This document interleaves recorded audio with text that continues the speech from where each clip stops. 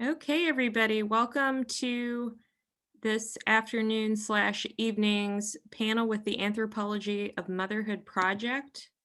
The Anthropology of Motherhood is an ongoing curation of artwork and design that engages in the complex visual, material, emotional, corporeal, and lived experiences of motherhood, caregiving, parenting, nurturing, and maternal labor. So we're very excited for this evening's event. And I'm really excited to hear more from our speakers. We have, here, one second, I knocked out of my view here. We have the amazing Tara Fay Coleman. We have Jessica Gaynelle Moss, and we have Muffy Mendoza speaking to us about Black motherhood, caregiving, and decolonizing education. I also want to remind everyone another time that this evening's event will be recorded. So I would invite you to hide your view in Zoom if you don't wish to be seen. And feel free to use the chat box, and I will message you if you need any further instructions about that. And without further ado, I'm going to hand it over to our amazing artist and mother panelists for this exciting conversation.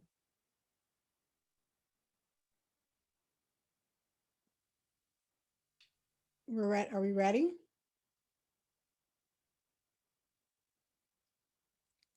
I think so.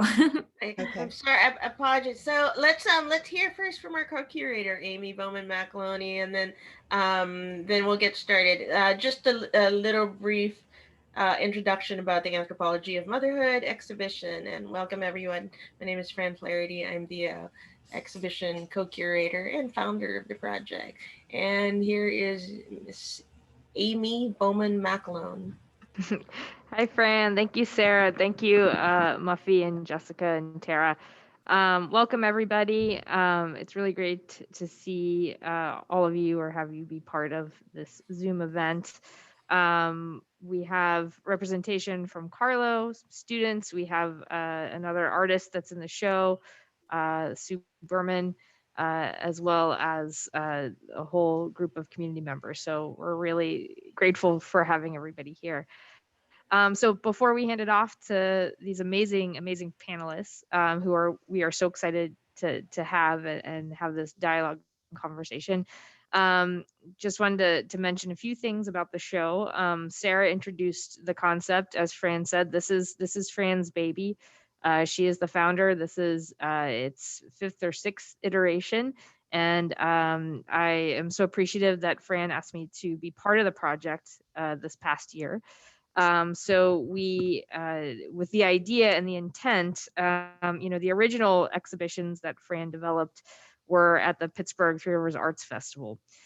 And what was really unique and innovative about the shows is that they were an art exhibition paired with a nursing space, a space of respite for caregivers, for mothers, for children. And that is, and I feel like, some of the panelists and artists that have been on our panels have heard me say this a bunch of times, but it is a really radical thing to have to integrate into an art space, a space for care and for breastfeeding and for motherhood.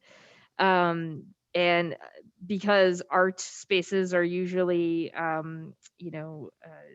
have a certain behavior, certain set of decorum that excludes and doesn't include children even, or anybody other than able-bodied adults that can go around and see the artwork.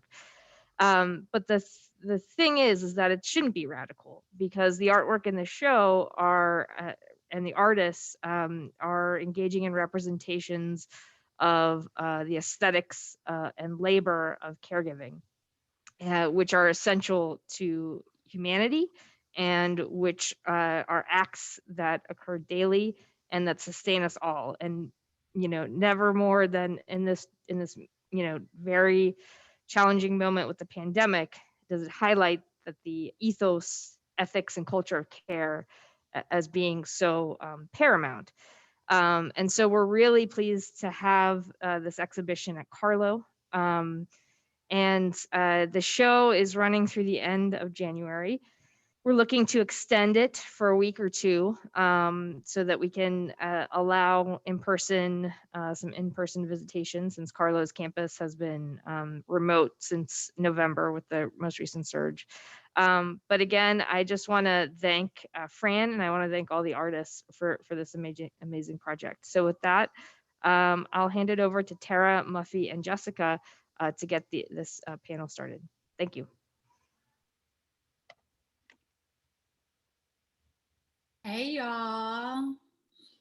Thanks for being here today. I know that I can speak on behalf of Muffy and Tara when I say thank you so much for choosing to spend your Friday afternoon with all of us on a Zoom call. Thank you to Fran and Amy for hosting us in both the exhibition and in our dialogue today. So much gratitude to start our call off and in welcoming people for being here on Friday. So thank you to everyone.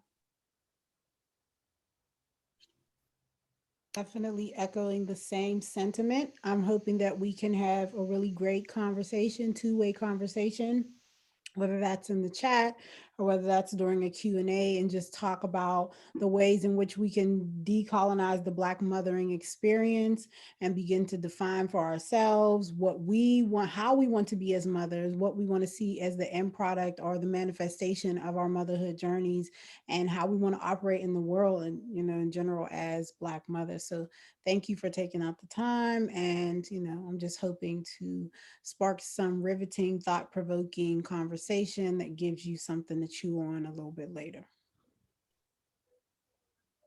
Muffy, that was so beautifully said. Thank you. I be trying.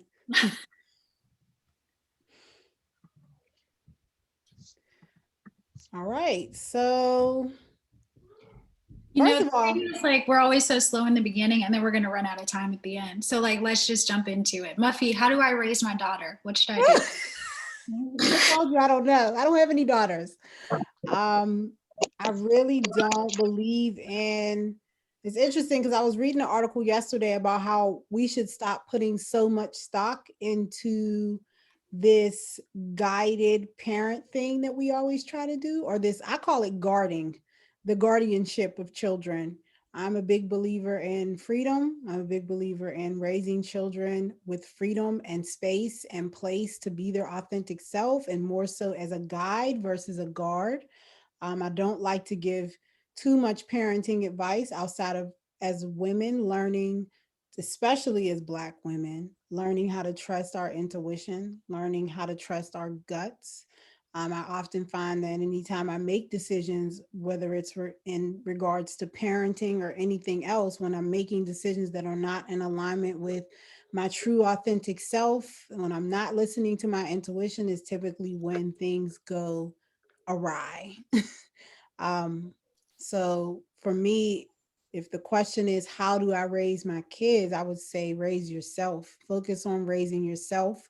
Focus on making sure that you are daily having those internal conversations that are allowing you to be in touch with the needs of other people, because you can't really be in touch with the needs of other people if you don't really know what self-authenticity looks like from an internal standpoint.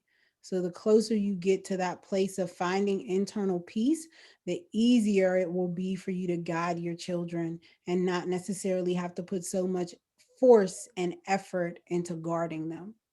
Muffy, let me ask you a question. How many kids do you have and what are their ages? So I have 3 sons. They are 18, 11, 12, and 11. And so my oldest son's homeschool journey was interesting because he'd been in school. He was in school until 7th grade. We pulled him out at the end of 8th grade, and then we homeschooled him until he was in 11th grade. And then he went back halfway through his 11th grade year and finished school in school. And then with my two younger ones, we've been home. So I always like to say my oldest son was kind of like my guinea pig. I've done a lot of experimenting with him. And then my younger two, I've been homeschooling them since they were in kindergarten and first grade. So, it's been a journey. It's been a real journey because I've learned so much about them, but they've taught me so much about myself. What about you ladies? What are your parenting statuses right now? Hello, ladies. I have 6 children. I'm new to homeschooling and I'm currently homeschooling 3. It's kind of hard. Muffy, I just sent away for your Brown Mama's bundle. I'm waiting for it. So that should help me along with my journey. This is very new. And I don't know, I'm a little afraid, but you know us as Black women, we do what we got to do when we got to do it and get it done.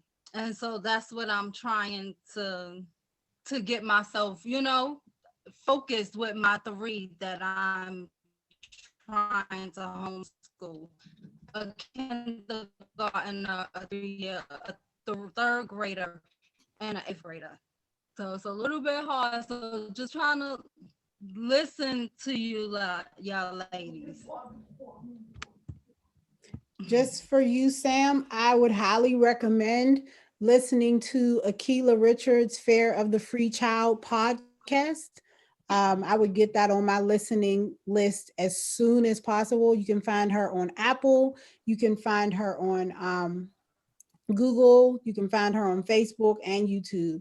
But I would get that on my playlist like ASAP. She helped me to just get rid of a lot of the fears I had around homeschooling my kids. Actually, I always, in reference to my homeschooling journey, I always like to say there was my homeschooling journey before Akilah and after Akilah. Because she completely reshaped my thought process. Thank you for posting that, Jessica. Yeah. She completely reshaped my thought process around what I thought it was that I had to do with my kids. And after listening to her, I realized she was the one who gave me the whole guide versus guard concept. A lot of the stuff that I talk about is in reflection on the material that she's presented. And she actually just wrote a book, which I'll be doing a giveaway for on Instagram next week, called, I can't remember, I know it's called Unschooling Something. I think it might be called Fear of the Free Child. But yeah, she is my homeschooling idol. So I have a question here. So Muffy, you have 3 boys, right? And your oldest is 18. Jessica, you have how old is your baby? 14 months. 14 months. And Tara, you have? That's beautiful. A 10-year-old and a 5-year-old. Now your 10-year-old and your 5-year-old are in mainstream school, right? And yeah. Muffy, Jessica, obviously your daughter Max is still at home, and such a wonderful time period. In my opinion, with my kids, it was my favorite time between infancy and the time they went to school. There was just so much love and so much, organic learning in that. So Muffy, I'm interested in the journey to homeschooling. Now, you had mentioned the story of your oldest, that he was in school first, and then you decided to homeschool him, and then he went back in 11th grade and finished.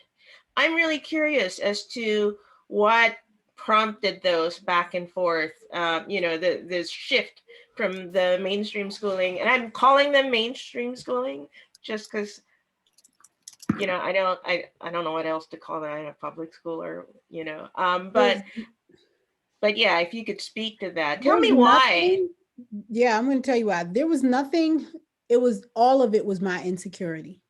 The entire thing was my own insecurity. I took him out of school because I was insecure about what was happening in school. Then I put him back in school because I was insecure about what was happening at my house. And it took for me to put him back in school and him to come back and say, Mom, I wish you would have never put me back in school, for me to realize that he didn't want to be in school in the first damn place. Out of all of my children, well, I can't say, probably my oldest and my middle benefit the most from homeschooling because they are creatives, because they think outside the box, because they are Mhm. really, really highly intelligent and they don't need anybody to guide them in school. They're the two of them, you can just give them their schoolwork and they just finish it and they're ready to move on to the next thing.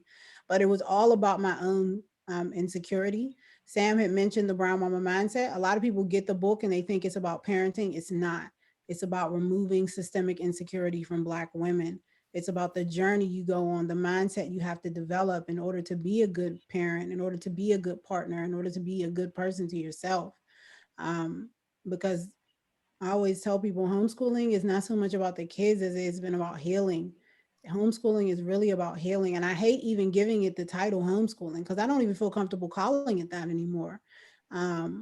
It was the thing that rescued me from being on this assumed success path that we oftentimes enter onto when we are under the guise of white supremacy, because we're not able to define for ourselves. And taking my kids out of school forced me at every turn to really pay attention to things that were important, versus when my kids weren't in school. When my kids were in school, I had all this free time and I kind of just found ways to fill it up. Well, once they were there with me, children are mirrors. So they're like mates, but to the 10th power, because they are literally acting you out every day of their lives. So you're paying attention, and having them with you forces you to pay attention. Like you don't have a choice. So you're looking at yourself when you're looking at your child's insecurity, when you're looking at their tears, when you're looking at their happiness and their joys. The number one thing you have to remember is you put that there. Now, when they get older, as my son got older and is out in the world, now I'm realizing all that ain't me. Some of that's just you. But a lot of it is me. So I'm looking at myself constantly in these three different like reincarnations. And they've gifted me so much in terms of just being able to learn about myself. But to answer your question, all of that was my insecurity at every stage, at every step of the way. And the more I was with them, the more I began to see how my insecurities were playing out in their lives. So just a reminder, that's Muffy Mendoza. She's the founder of Brown Mamas, and it's a group, and also the producer of the Brown Mamas monologue, which I was looking forward to last year, which we did not have because of the pandemic. You've collected an incredible amount of resources for brown mamas in exactly the type of guidance that was lacking. You're really filling in something here that that is completely lacking in our system, in the system of education.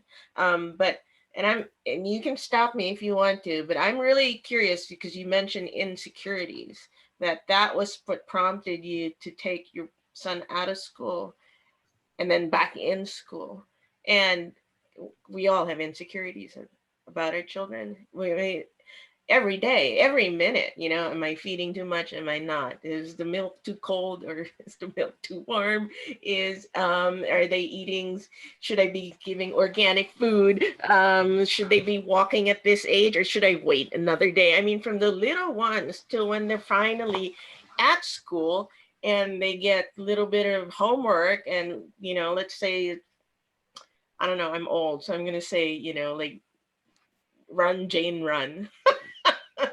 that book, and I don't know how many people know about Run, Jane, Run.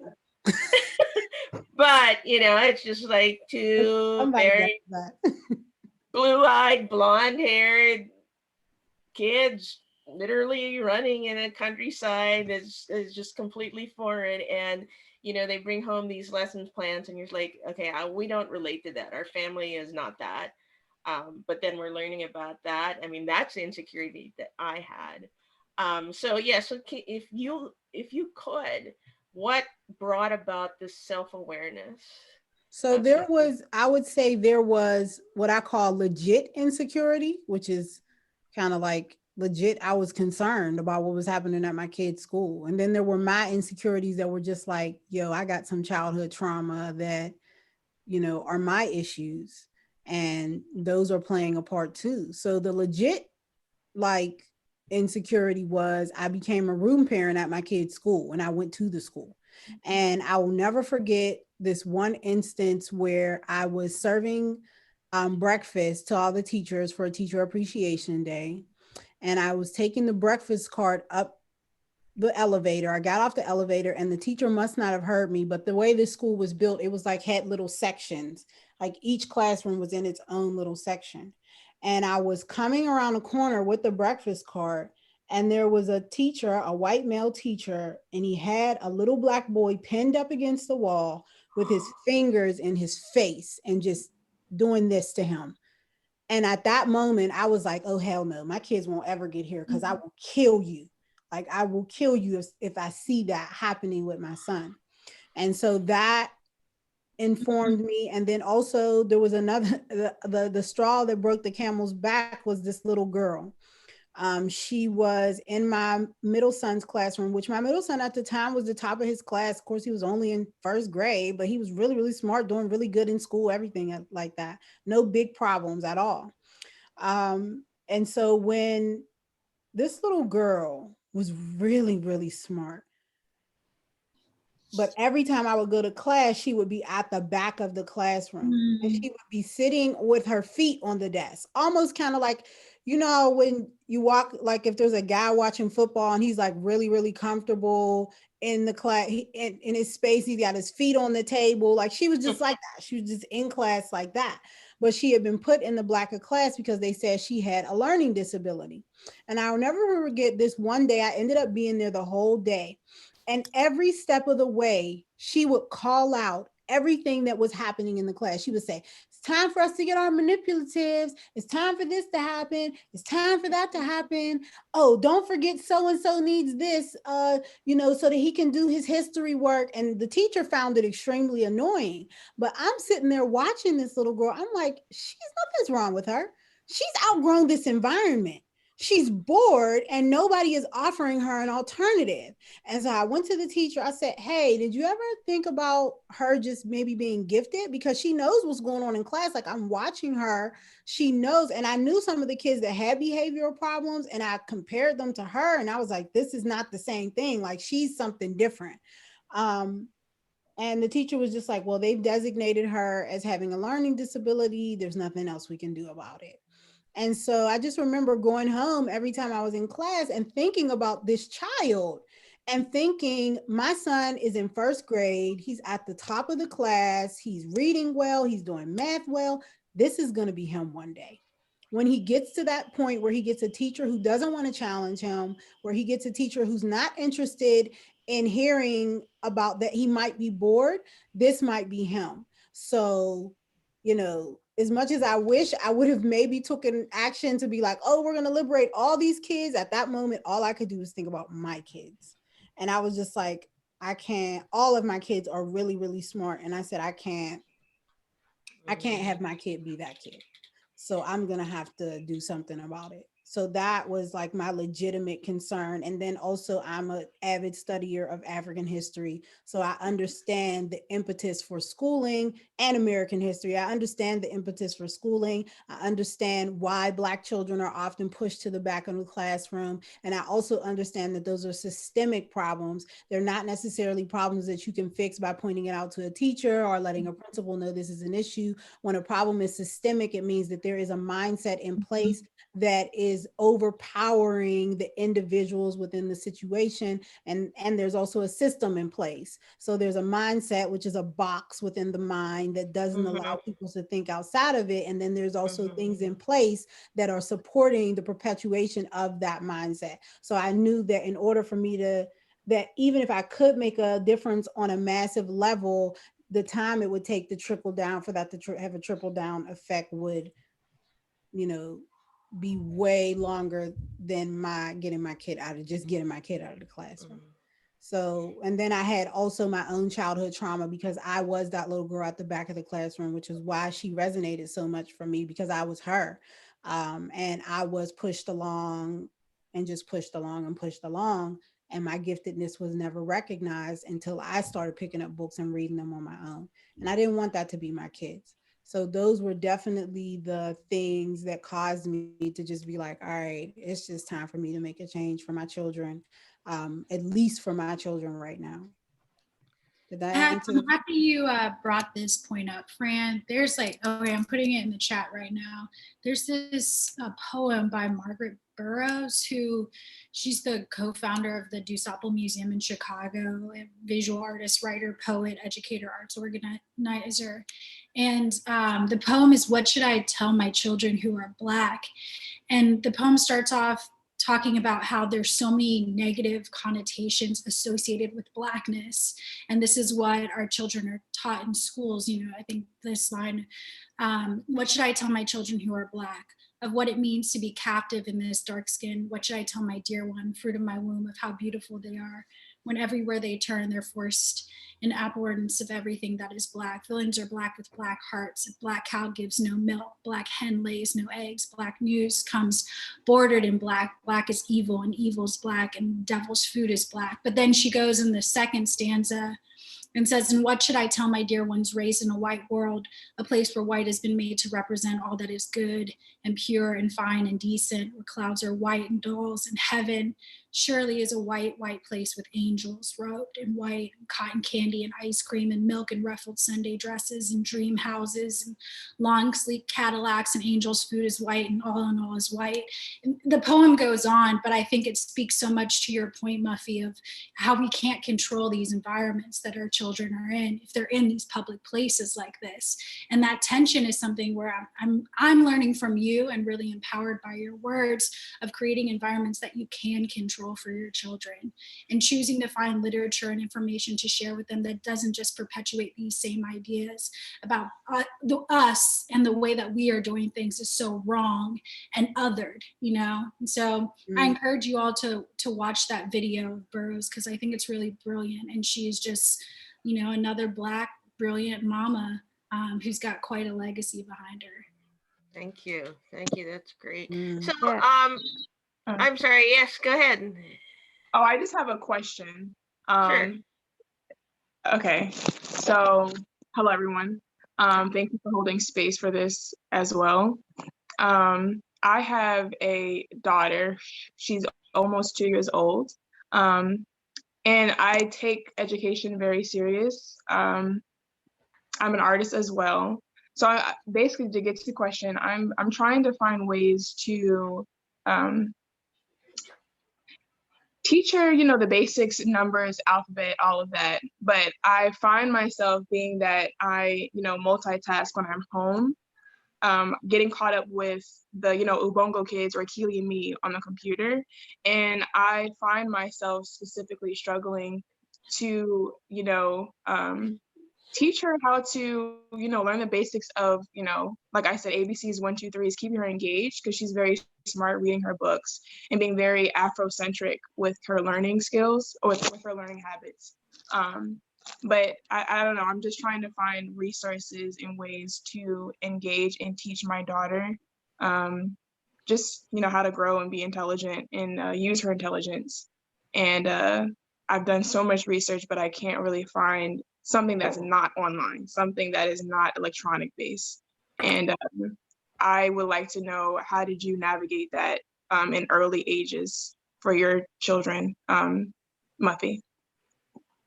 So after this, I think is a good time for me and Jessica to cue the conversation we were having before, because I have 2 questions for you, Ebony. Number one, ain't you African? Yes.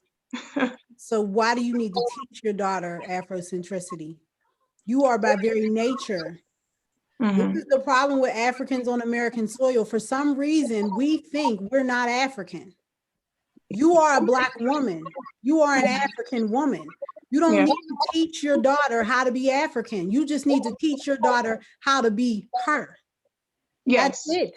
You don't, in terms of the more history, hold on. I worded my question very wrong. I'm not asking how to teach my daughter how to be Black or African. That's not what it is. It's more so of the resources that I find, like, for example, having a simple toy with VTech, you know, a phone, you know, and they have, you know, white faces on there.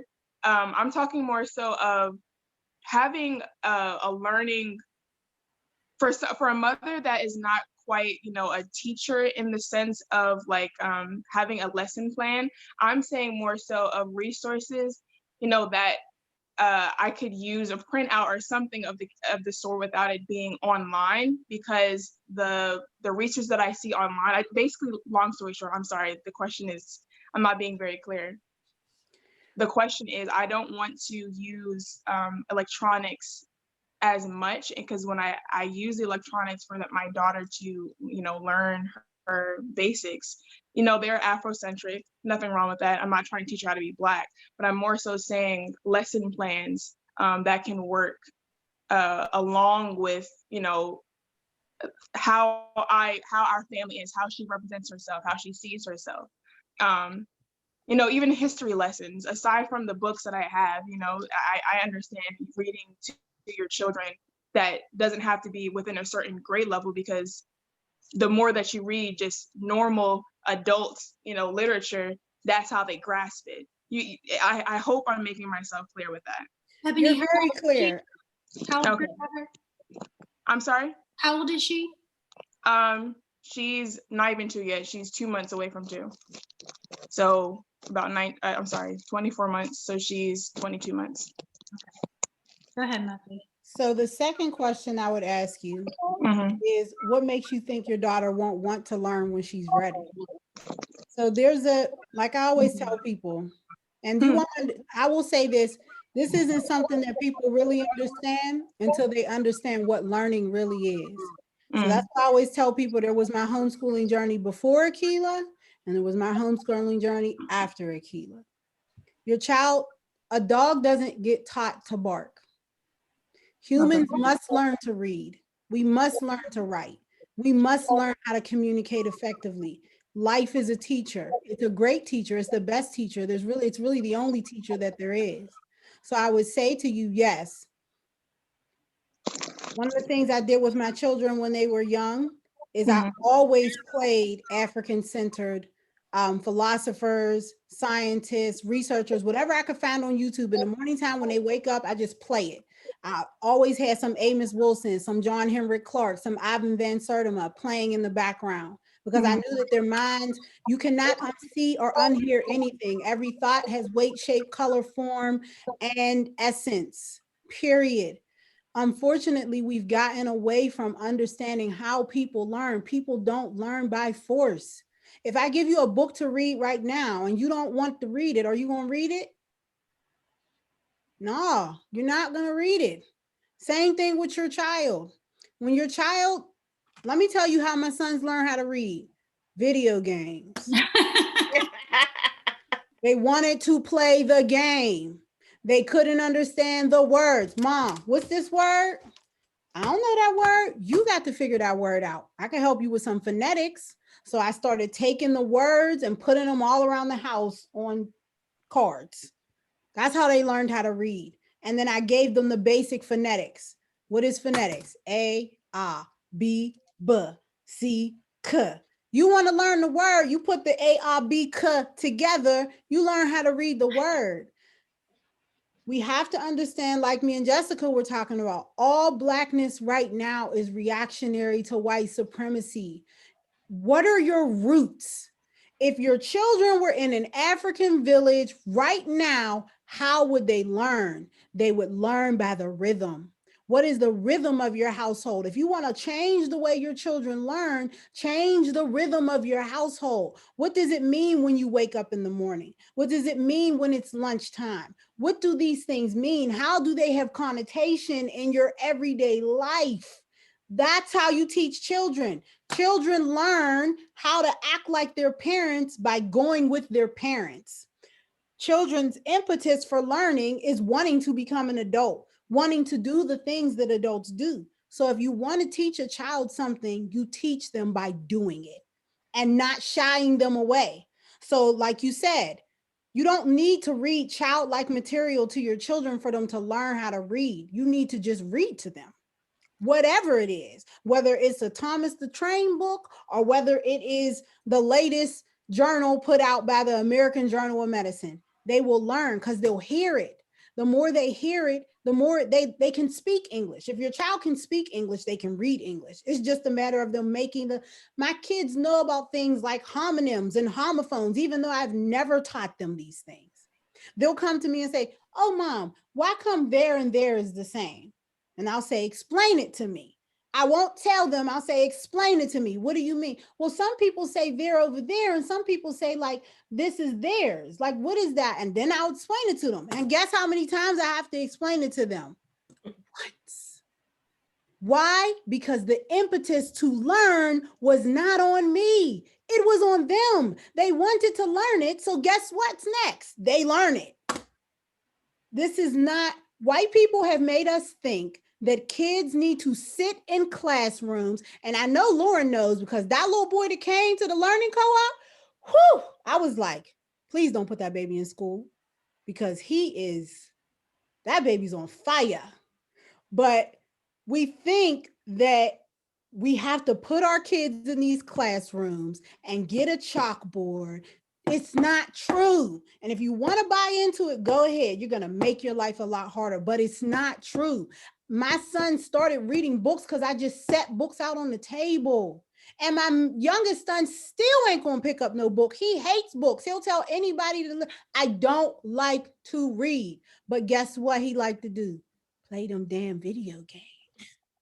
So he's going to learn to read because he wants to do. My youngest son is my most strong-willed of all my children. So he's the one that's constantly asking questions. He's the one that's constantly bucking me. So he's going to learn because he doesn't want to ask anybody else. He wants to know. So we think that our children, for some reason, some reason, because of white supremacy, because of whiteness, because of white people normalizing shit that they shouldn't have been normalizing in the first place, because realistically, y'all are the youngest culture on the planet, which means y'all have a lot to learn. Very well said. This is not, what you think is real is not real. I will use the words of John Henrik Clarke, until you understand white supremacy, everything you think you understand will only confuse you. It will only confuse you, because you've allowed a people who are the children of the earth to teach you how to teach your kids. You've allowed the inmates to run the asylum, and it ain't real.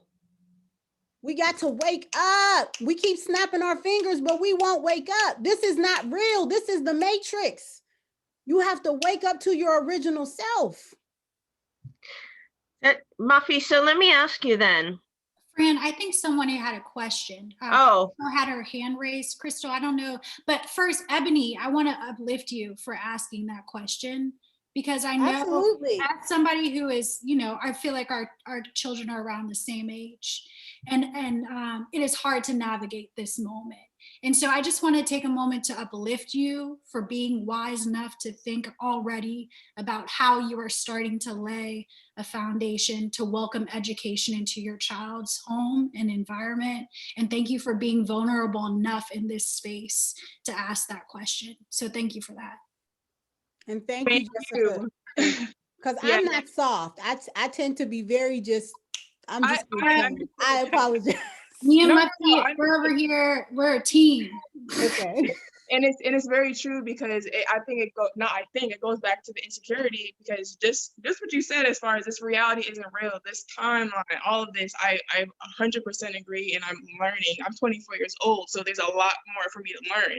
But it's that last bit of like, that also goes for the education. Like I felt pressure of, I had the little alphabets on the wall, which is nothing wrong with that. But again, I don't have to force something, allow it to be, and just do, like you said. So that's very, I take that to the heart. And yes. Ebony, you will be surprised when your child is ready for structured learning. He will come to you, especially you got girls. That girl, she's going to be so far beyond. And when she's ready for structured learning, she will let you know she wants more structured learning. And the thing is, some kids are here for structured learning, and some kids need independence in their learning. It's dependent upon the child. It's not dependent upon the system. So really what your job is to pay attention to your child. And as you do that, and you're younger than me thinking about these things, so you're going to be 10 times better than I am. And that's the beauty of this moment, is that we have mothers and fathers who are in their 20s who are asking these questions. It took me until I was 32 to start asking these questions. So, you know, just be confident in yourself, and whatever your intuition says, if your intuition says to you, and then you can go on my website, brownmamas.com, there is a whole list of curriculums and whatnot for African-centered curriculums, and all of that is on there. So if you're looking for, you know, stuff that you can start to use, stuff you can start to play for her, because there's nothing wrong with that. But what I want you to get out of is, I want you to get out of this feeling that you're doing something wrong, sis, because you're not. You're not doing nothing wrong. You are doing what a mother is supposed to do. You are nurturing, you are caring, you are protecting, you're being the mother bear. You're doing your job. Don't let this world trick you into thinking your child is supposed to be 5 years old and they're supposed to be a Rhodes Scholar. Because a Rhodes Scholar ain't nobody but somebody that went over to Africa and stole a whole bunch of shit and raped and pillaged anyway. So let's be mindful of what we are following when we are following these American education trends. No, when somebody says something to you, when somebody tells you you're supposed to do something, look it up first. Figure out what was the impetus for that thing. When somebody tells you your child should know how to read by the time they're 5, who said that? My child didn't read till he was 8, and he's an awesome reader now. Who told you that? Why is that the truth? Because a lot of times this stuff is not based on reality. It's based on some figment, some imaginative thing that somebody else dreamed up under the guise of a threatening imperialistic system that is not real. Hey, Muffy, I have a question kind of going off of what you've been talking about. I'm so sorry. I don't want to ignore Crystal, who raised her hand before. I'm sorry to cut you off, Amy, but Crystal, I want to uplift you. If you had a question still, you can ask it. Hi, Crystal. Okay, can you hear me? Yeah. Yeah. Yep. Okay. Hi, my name is Crystal, and I just wanted to add on to what Ebony was asking about as far as like what kind of material can she kind of present to her daughter. So I'm a mom of 3 boys, 1.5, 5, and 3. And to be honest, I started with my 5-year-old when he was maybe 2, around the same age that Ebony actually started. And I was in the same boat she was in. I didn't have the mindset of I wanted to homeschool when I first started. But I read a book, and it was pretty much saying everything that she said right now. She was saying, like, we have to take control of our own children. We can't allow someone else to teach our kids. And my husband's like, you're going to be at home, so you might as well think of a plan. So that's what started me on the journey of homeschooling. And what I noticed from my 5-year-old and my 2-year, well, he's 3 now, but my 2.5-year-old is, I was lost in the beginning. So what I thought would be helpful was to give him games at that time, because I stressed myself out with my 5-year-old when I first started off. So I give him like small games, and this was something that I created. And I know in the beginning, Ebony, you said you was an artist yourself. So I was thinking, what about you creating something? So just hearing something like as far as bingo ABC, and it's something small, but in the long run, it makes a really, really big impression on your child. So my 3-year-old, when I started with him, around the same age I started, my 5-year-old was around 2. I was personally frustrated, but I had to stop and remind myself where my 5-year-old was when he was this age. And with you having your first baby girl, you're like, you're stressing yourself out. I can only imagine, because that's how it was with my 5-year-old son. But as time went on, he caught on and he did amazing things. And now my 3-year-old, when I started him at 2-year-old, I was like, well, I have to remember where I was with my 5-year-old. And right now he's 3 and he's doing amazing, been able to identify letters and numbers. But the thing is that we have to be patient. Just know that it's going to come. The same thing that she was saying, but just don't stress yourself out. That's my biggest advice that I just want to share with you. Just don't stress yourself out. Know that when she gets there, you'll be impressed, and she's going to keep moving and continue to impress you. But that's all I want to share. It's just maybe creating something. Thank you, Thank Crystal. you. I really Thank appreciate you, that. Crystal.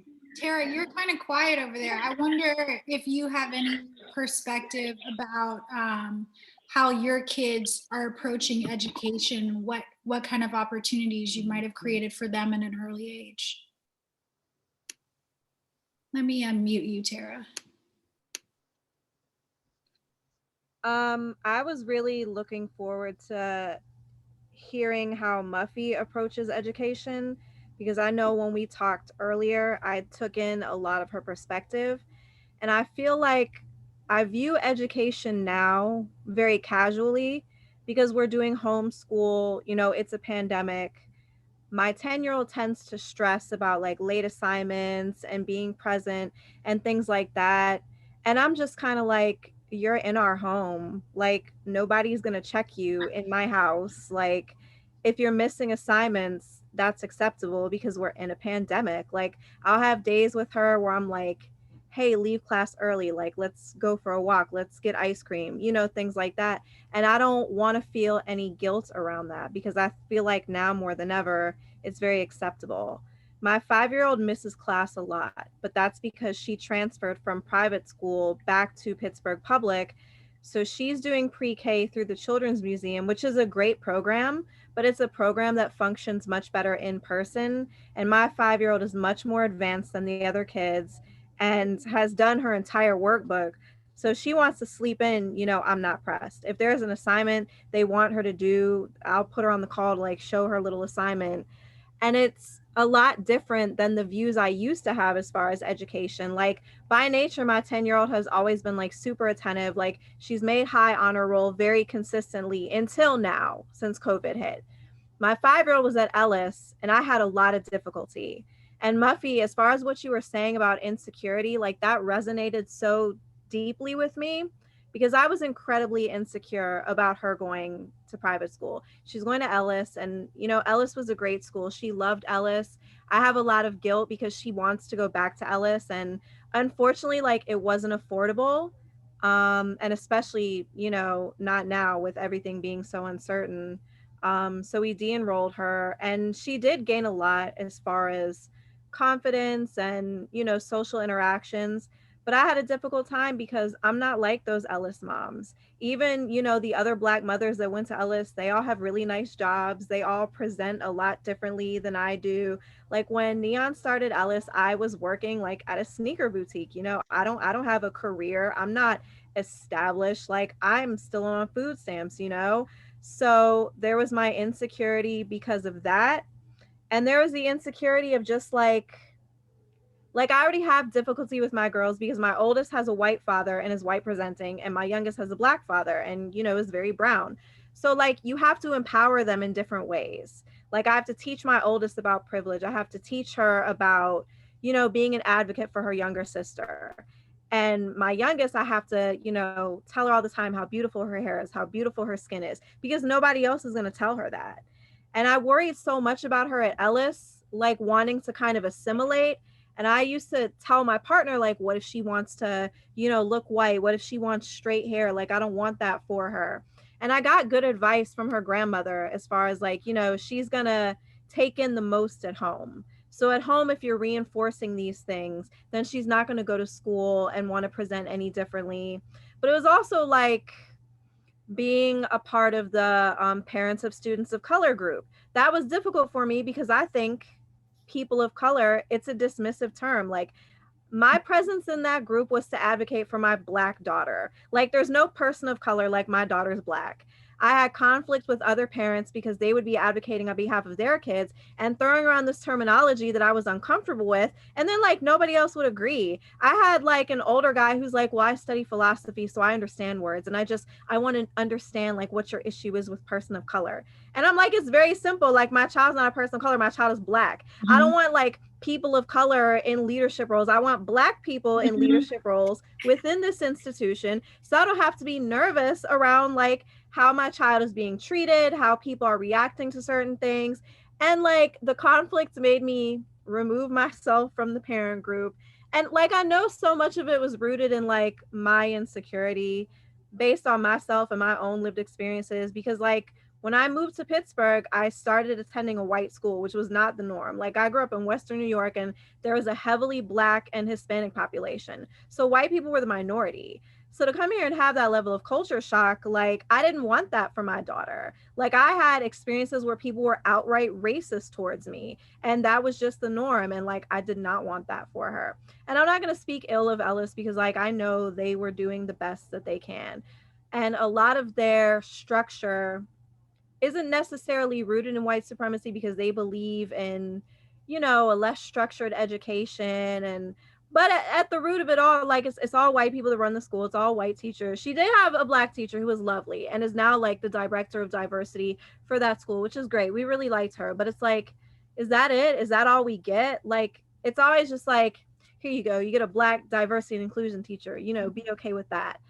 And yeah, with that said, I had a rough experience with that. And since COVID and like adapting to homeschooling, again, I view education in a much more relaxed way, but I'm trying to learn how to like be more present for them, because I'm not so great at that. I'm a good like overseer, I'm a good like helper, but like, I don't know what I could be doing more. I know I've had talks more often with my 10-year-old, because she'll have questions that I feel like, I can give an example. She had a question on a worksheet yesterday, and it was like, oh, a supermarket moves into a neighborhood, and what does the neighborhood need? Like, something like that. And she's like, I don't understand this question. And I'm like, well, this question omits a lot, because the supermarket moved into the community who had to be displaced for that supermarket to come in. Is the supermarket affordable? Is it accessible to people with, you know, low socioeconomic circumstances? Like, there's so many other things. Like, it becomes so nuanced and multi-layered. And I was talking to her about it, and she's like, you're right, and like, I don't like this assignment. And similarly, like, they had questions about like nutrition, and I'm like, well, there's a lot of racism rooted in this whole idea of clean eating and nutrition. And it's like, accessibility is a factor. You know, they want you to eat a lot of fruits and vegetables. Those things aren't necessarily filling, so you have to have a very particular budget in order to buy enough and consume enough to be filling. A lot of people can't afford to do that. And then it's like, you have a lot of one-parent households where the primary caretaker has to work, and meals have to be quick, they have to be efficient. And like, my daughter gets it, and she can absorb these conversations. I'm like, okay, is this enough though? Like, is she gonna keep all this with her? Like, am I just like throwing empty words at her that like she's gonna remember in the moment and then forget about later? And like, I don't know. So I'm a bit all over the place. So who are you seeking approval for, or from, or what is it that's making you wonder if it's enough? Do you feel like you're not giving enough, or do you feel like you want to give more? Because there's two different perspectives here. You're telling me, you're saying that you're doing all of these things for your daughter, but then you're questioning yourself and saying, am I doing enough? To me, there's a disconnect in that, because you are already doing so much, explaining to your 10 or 5-year-old these complex socioeconomic issues that we have. So, but I guess what I'm trying to say is, we as mothers, we're constantly questioning ourselves, whether we're doing enough or whether we're good enough for our children. And what's it going to take for us to stop questioning that, to finally be able to recognize ourselves and say, you know what, I'm doing great for my kids, but I just want to do more, instead of saying, am I doing enough? You know, the different framing of that. And I think it has a lot to do with the way capitalism is, the way that white supremacy is. There's always these things that are imposed on us. And I would have wanted to be in that. I would have wanted you to talk to my kids, you know, things like that. And I think that's great that you can have such deep, profound, and meaningful, relevant conversations with your 10-year-old. You're doing fantastic.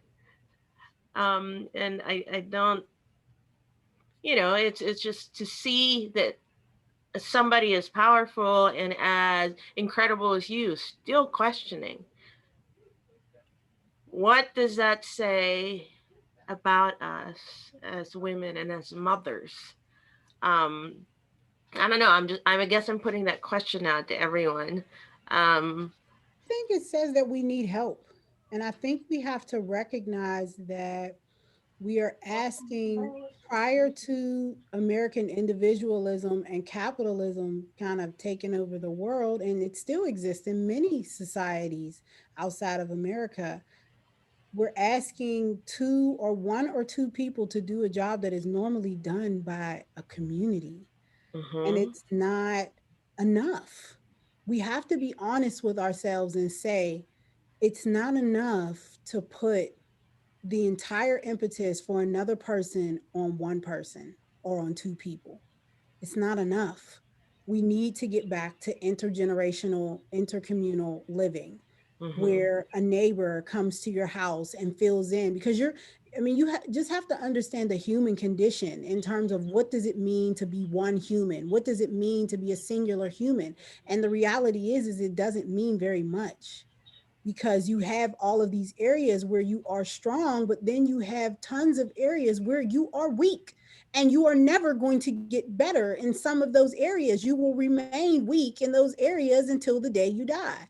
But that is why, indigenously, in our more antiquitous past, people raised children in groups. A child was born with a mother, a grandmother, a godmother, an auntie, and godmother, auntie, and grandmother were just as much mama as mama was.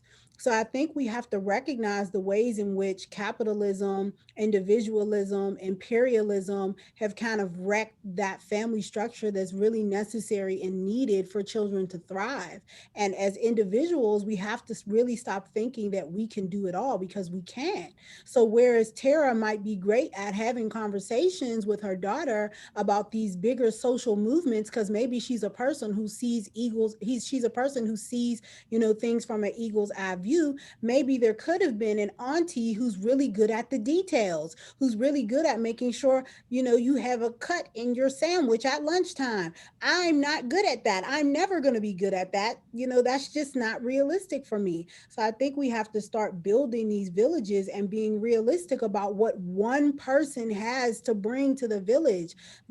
And especially, I feel like with the older generations, I feel like we are finally in a place where millennials in particular are asking for help. And a lot of times we're being told by the older generations to do it ourselves. And we're like, no, I'm being honest with you. I need help. I can't do this by myself. It feels impossible. And they're telling us, no, you need to figure out how to do it by yourself. But the reality is what we should be doing for our children is building those villages, and also making sure that they understand they can ask us for help and that we will be there to help, because it's not realistic.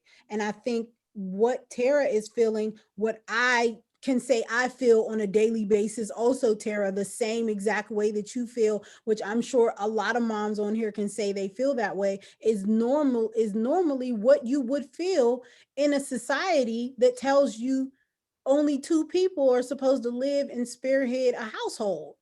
That's not real. That's why they had sister wives. Everybody wants to think about that from a sexual perspective, but nobody wants to think about it from a perspective of business and ethics and work. And why did 5 women live in a compound with 1 man? Because those 5 women were utilizing each other's collective consciousness, skill sets, abilities to raise all of the children up, so that it wasn't a situation where weeds are strangling out flowers, but where there are several people who can tend to the weeds, so everybody gets to be a beautiful flower. So I think we have to really go back and reimagine some of these things that, about monogamy, and the way in which we are raising our children is insane.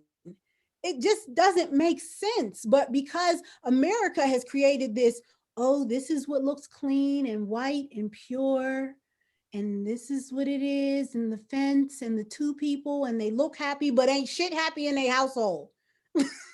They look happy when they come out to take the picture. When you're looking at their household, nothing's really happy. So let's go back to Leave It to Beaver.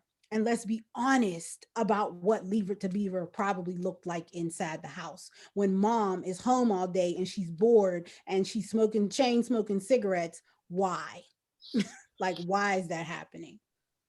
But how do we begin to unlearn these things, and like, how do we decolonize? Because even now, like, I know, like, as much as I'm against capitalism, I still function in a way that's capitalistic. You know, I like nice things because I grew up not having nice things. And now it's like, all right, I have a little bit of access. I can have like cool clothes and cool shoes. And I know I impart that on my kids in some capacity because, again, since I had so little, I always want them to have the newest gadgets. So it's like, my daughter has iPads, she has a Switch, you know, we have all of that. And like, I know it's not healthy.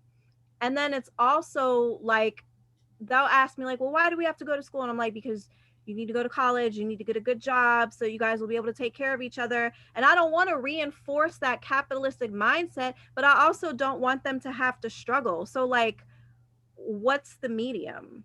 The medium is, my dad would always say this to me when I was younger, and I would always be like, that's not the answer. But the reality is, it's true. You have to negate. You can't, we want to find the easy answer because we're American, but the reality is it's not an easy answer. You have to negate, and you have to do it. This is the thing. You got to recognize that to be human means you are immortal. You will live on through your children. You will live on through generations. So you can only do a little bit at a time. You can't do it all at one time, y'all. So yeah, you're going to buy the Switch because the Switch is the difference between the badass kids outside that might get shot or sell drugs and the house bad kids, the kids who's just house bad. Like they just do bad stuff in the house, but they don't go outside and do no bad stuff. So you got to buy the Switch. You have to, like, you don't have a choice but to buy the Switch. But in those other areas where, you know, like wasting food, like getting smart with the adults in the room, you got to start to go back to some of those old ways, but removing the shame, removing the, I don't tell nobody what's going on in my house, removing the big mama syndrome, I'm not allowed to ask for help. So we have to start to negate. That's just the reality of it. That's the only way to get rid of capitalism and white supremacy, is to negate, to learn how to live off of the fact that a capitalist society creates access everywhere because it is inherently greedy. So how do you live off the access? So maybe instead of going to Best Buy and getting that Switch brand new, you go on eBay and buy it. And you teach your kids how to go on eBay and buy it, because that helps them to recognize they don't have to always be gratified at every moment. They can delay gratification in order to have a better output later. So it's really about negating in as many small ways as you can, but maintaining your lifestyle, because lifestyle is important. If the kids struggle too much, guess what? They ain't gonna want to have nothing to do with nothing you did before.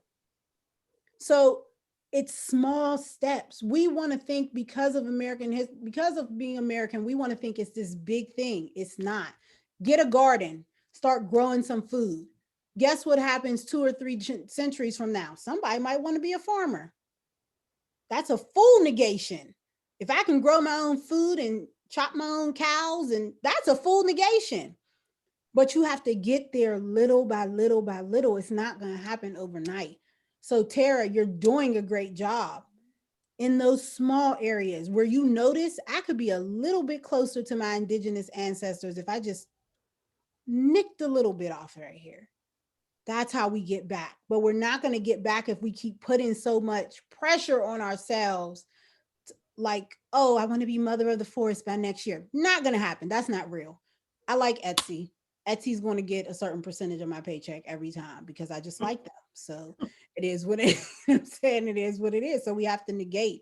And we can't ignore the need for institution building and structure, because there is, like, we have to build institutions. And a big part of building institutions is building structure. But it's almost like that thing we have to destroy and rebuild. So it's like this constant transformation that we have to undergo. The difference between the capitalist transformation and the transformation back to being a little bit more holistically human is that the capitalist transformation is transformation toward excess, transformation toward more, transformation towards having, encompassing, collecting. We want to start to transform in the reverse way, a little bit at a time.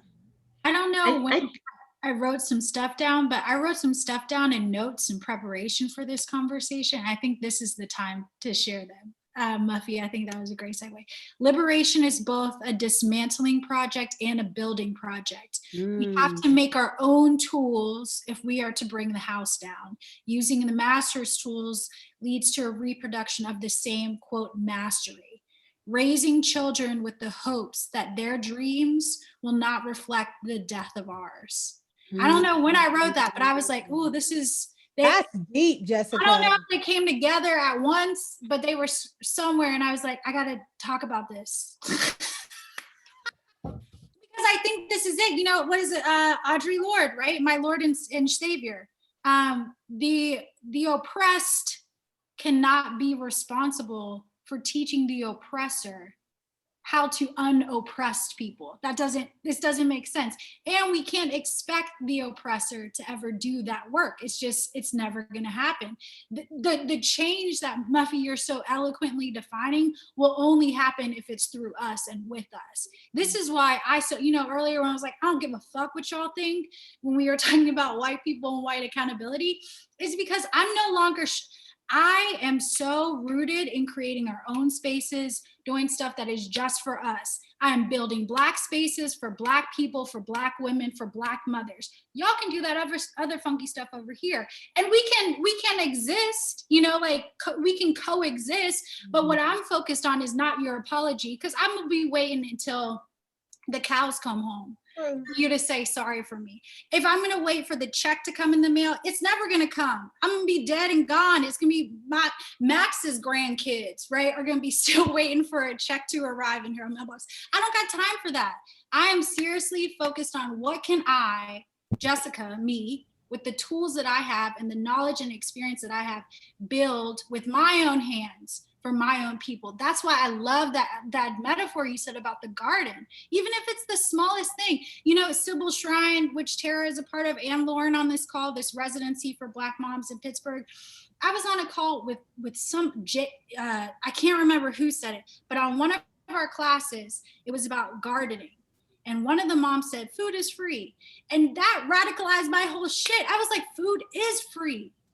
Food is free. Why do I have to, what? I go to the grocery store and I'm like, this is stupid. Swipe my card. That's how I feel about foraging. Foraging is only illegal because it was a way to prevent Black and Indigenous populations from getting free food. Like, you can't just openly go and forage. You have to be very careful about it.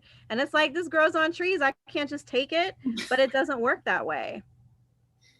But maybe if we grow our own trees, Tara, in our own communities as villages, with our mamas and our aunties and our grandmas and our sisters, then it does work that way, because we're the ones who make the rules. And it's not about paying for the oranges when the oranges fall over the fence line. It's about there's no fences. Yep.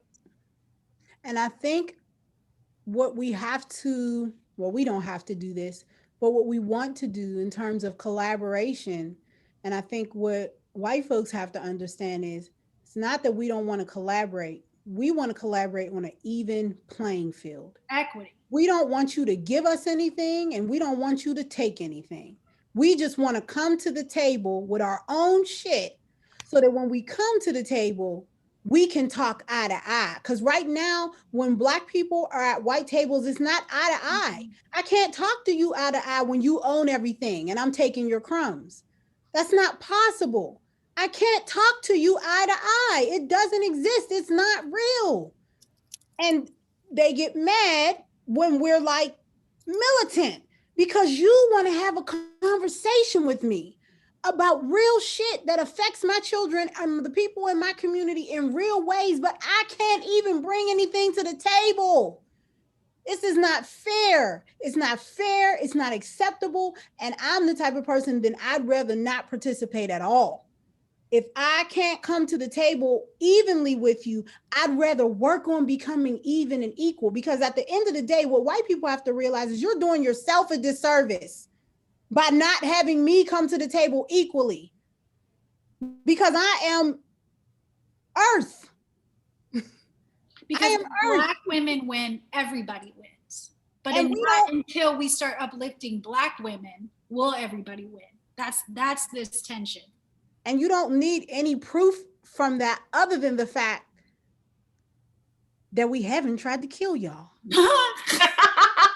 Let's just keep it 100. That's the only proof you need. We stepped off those plantations and did not try to kill y'all. What did we want? Equality, which means what? Not only were we looking out for ourselves, but we were looking out for you. Because we could have stepped off those plantations and murdered everybody.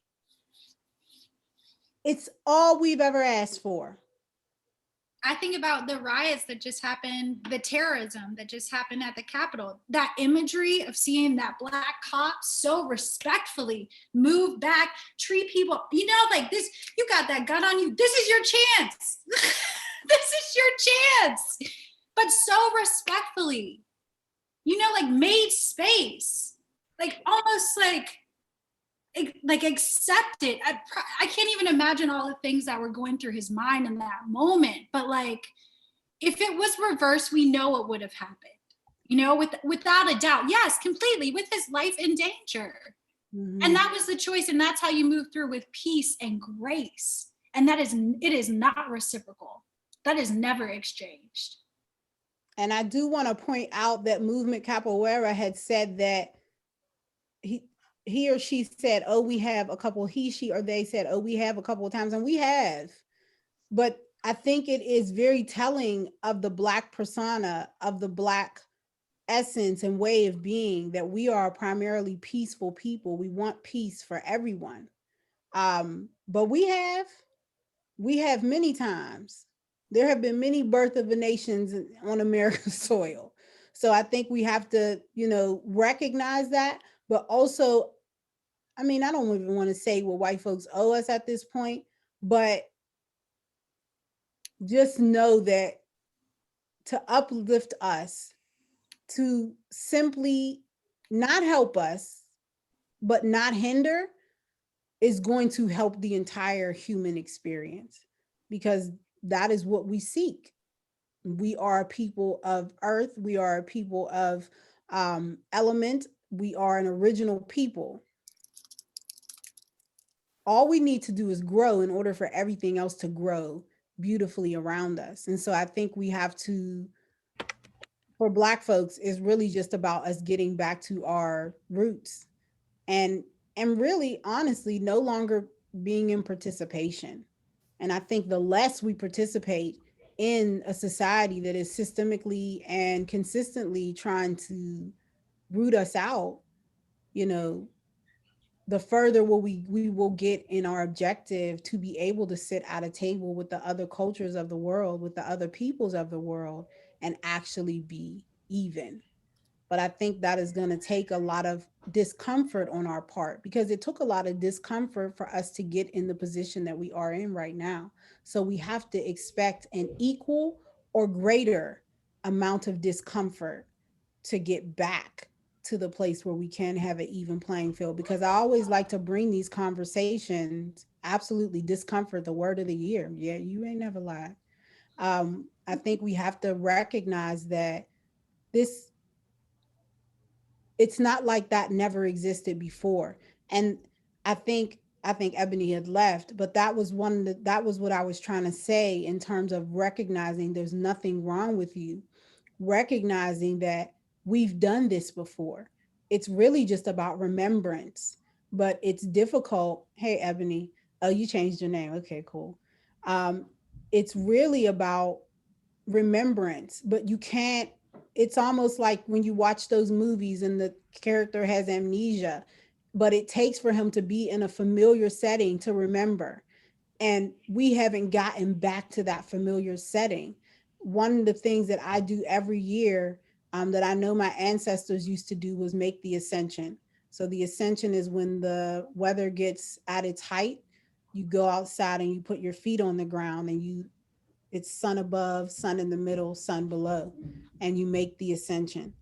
And we have to get back to doing these practices. We have to stop being afraid to be Black, to be us, to be African. And when we get to that point, we will remember who we are. And then when we remember who we are, there will be no such thing as needing to come to the table in equality, because we'll just take our seat. It's just a matter of taking back then what is yours. So I think we have to, the impetus for the work, honestly, if I'm being honest from my perspective, is not on white folks. They have their own work to do within their own communities, which is evidenced by what just happened, last week. That's their work to do, because that community is just all kinds of jacked up. We got our own work to do, because reality is that we've been living under white folks for a very long time. So we brought our own dysfunction to the table. Let's be very real on that. Black people played a major role in our own demise. And then we also coupled on their dysfunction. And so now we just have a big ass ball of dysfunction that we have to deal with. But we have to, in many ways, a lot of people say, well, do you believe in segregation? And I say, yes, for a time. Segregation is sometimes necessary. It's no different than if a person is trying to heal, like when a person goes to rehab. They don't go to rehab, with people who are clean. They go to rehab with other addicts. Same attracts same, like attracts like. And then through those common experiences, through the sharing of the dysfunction, we're able to almost be a mirror for each other, see the problems, and then be able to fix them. And it's the same thing with what needs to happen with white folks. They need to go into their own space and tear up their own shit so that they can start to see the dysfunction that exists in their own community and recognize it's tearing them down from the bottom up. And Black people need to do the same thing. Every culture needs to do it at some point. And then you have a base to work from, because you've kind of created, all right, now we see the mirror, now we see what we need to fix, and we have a base to work from. Right now, white people and Black people, in all of our dysfunction, we have no basis. We have no basis. And so we're just basically this ball of dysfunction rolling down a hill, getting bigger and bigger and bigger and bigger until it just implodes. And the worst thing about the implosion is that when it implodes, we're just left with a whole bunch of scattered ass pieces. And there's nobody with a mind for how to fix it. Muffy, to your point about segregation and integration, I had this, I know I'm radical and I know I'm militant. I know it. And I had this like a epiphany, which isn't news, but when integration happened, it was such a deterioration of Black communities and Black cultures. Because when we were segregated, we had Black doctors, we had Black banks, we had, our own ecosystem that we could function in and move freely. And then integration happens, and for whatever reason, you think that the ice is colder with the white doctors, or that you'll get better care there. And so then we see a complete loss of culture, of community, of support within our own neighborhoods, of Black people, which ultimately, segregation, integration happened over 50 years ago now, but there's so much residual there. That's why there's so few, like I'm trying to find a Black therapist. You know how hard it was for me to go on, I'm talking to my insurance and I'm like, can you tell me if there's a Black one? They're like, we're not allowed to disclose that information. I'm like, I'm Googling people, trying to image search, because it's such a priority for me to feel like, I think it was Ebony or Sam or somebody's point earlier about cultural competency. If I'm having a discussion about my mental health, it's important for me to have that discussion with another Black woman. And I have to do so much extra to be able to identify if the person that I'll be speaking to as a professional actually identifies in this way. And that is, I think, rooted from the early times of integration, truly. And it is a disservice to our community. And I think we have to, if we talk about discomfort, we have to talk about comfort also. And I think that, nobody wants to admit that if I'm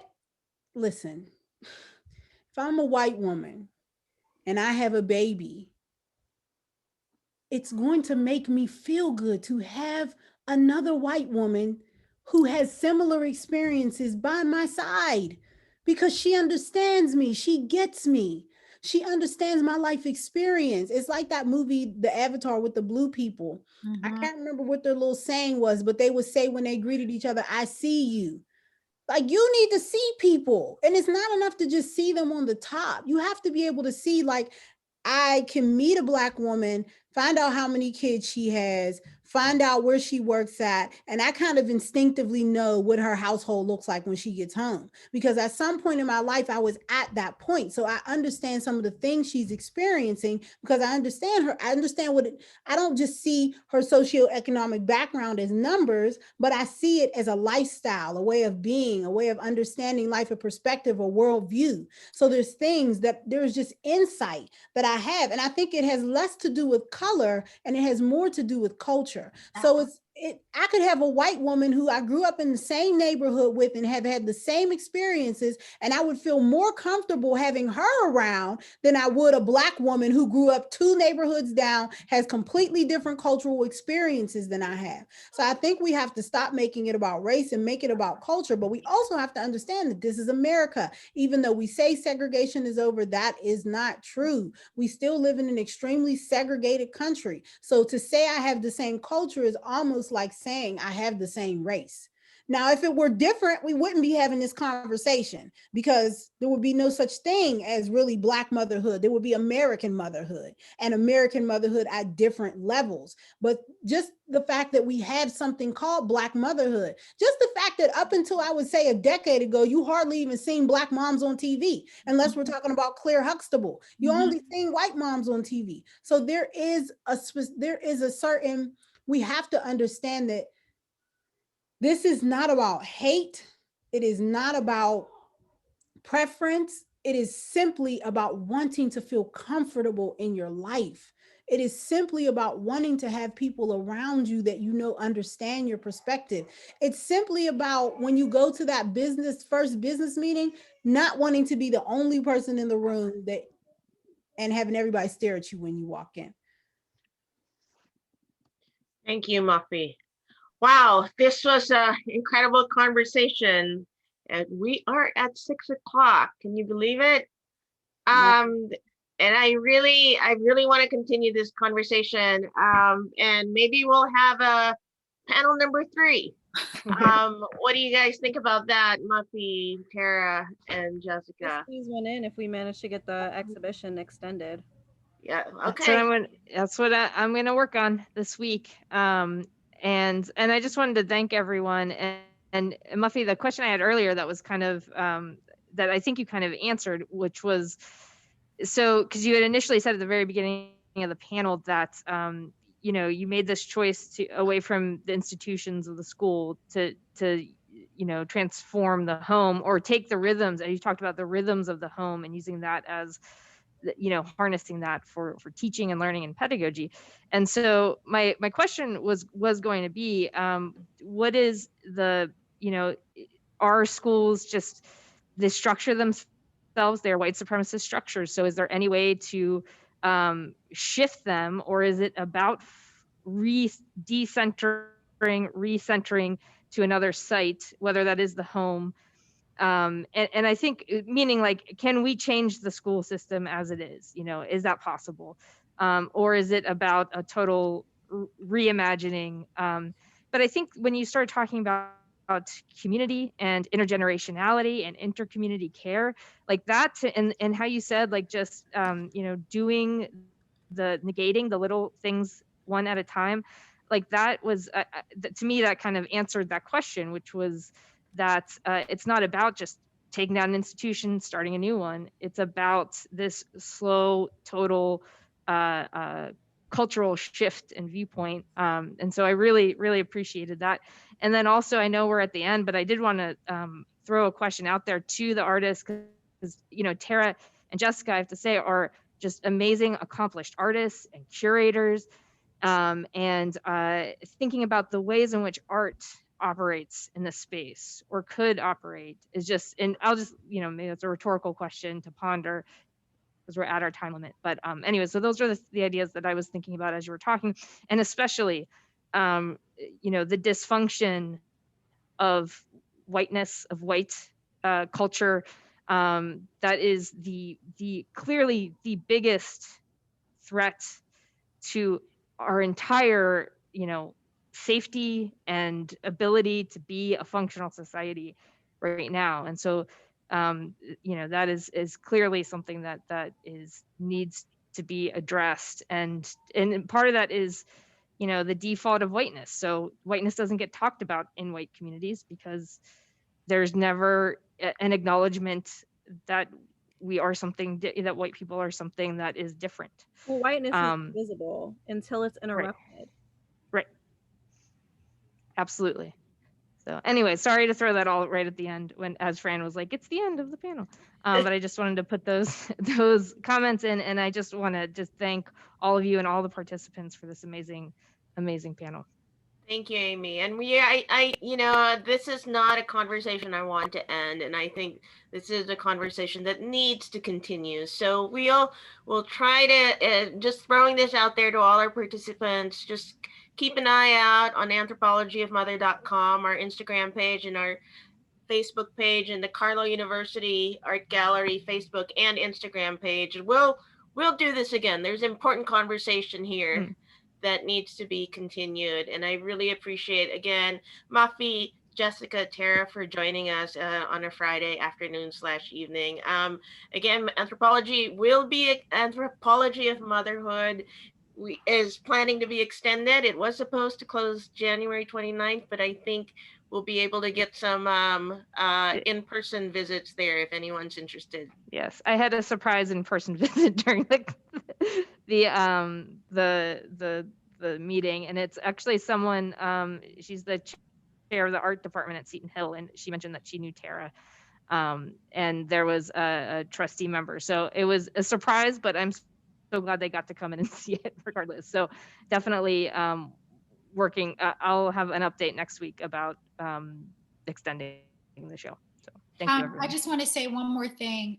If you're around or in Pittsburgh this coming week on January 22nd, Tara Fay has an exhibition that will be opening at Brewhouse called Roots Run Deep. So you can register online to get an advance ticket.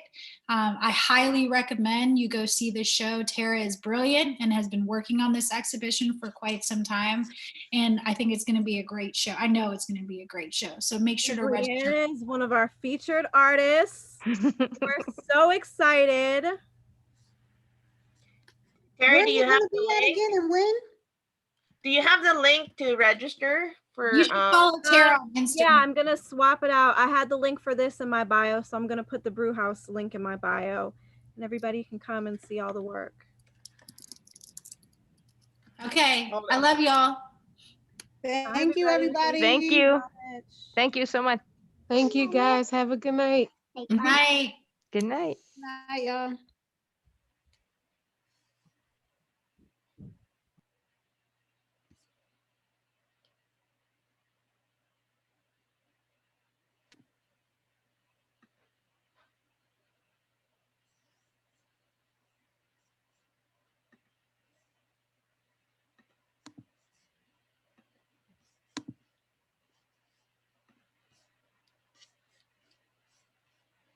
All right, Sarah.